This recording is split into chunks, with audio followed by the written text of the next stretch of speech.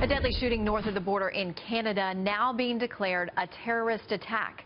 At least 6 people killed after gunmen stormed a mosque in Quebec City. Canadian officials now calling for unity in the wake of this attack. I want to say a few words to our fellow Quebecers, Muslim Quebecers. We are with you. This is your home. You're welcome here. We are all Quebecers.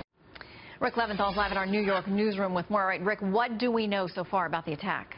Shannon, it happened at the Islamic Cultural Center of Quebec during evening prayers just before 8 p.m. with about 40 worshipers inside. 2 gunmen dressed in black, wearing ski masks, walked in and started shooting, yelling Allahu Akbar, or God is great, according to witnesses. We're told at least one of the men was armed with an AK-47 style weapon, and witnesses say the shooters reloaded during the attack, leaving 6 dead and at least 8 wounded, the victims ranging in age from 39 to 60. In a statement, Canadian Prime Minister Justin Trudeau said, "It is heart-wrenching to see such senseless violence. Diversity is our strength, and religious tolerance is a value that we as Canadians hold dear. Muslim Canadians are an important part of our national fabric, and these senseless acts have no place in our communities, cities, and country." There have been anti-Muslim acts at this mosque in the past. The Canadian Broadcasting Company reporting someone left a pig's head on the doorstep this past June during the holy month of Ramadan. Shannon. All right, what more do we know about the suspects, the possible motive here?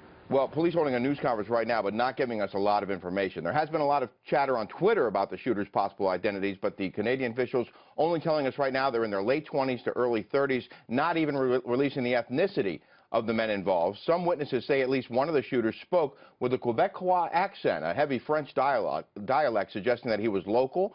And Canada's Globe and Mail newspapers reporting one of the men was caught after he called police and turned himself in a few miles from the scene. That is unconfirmed.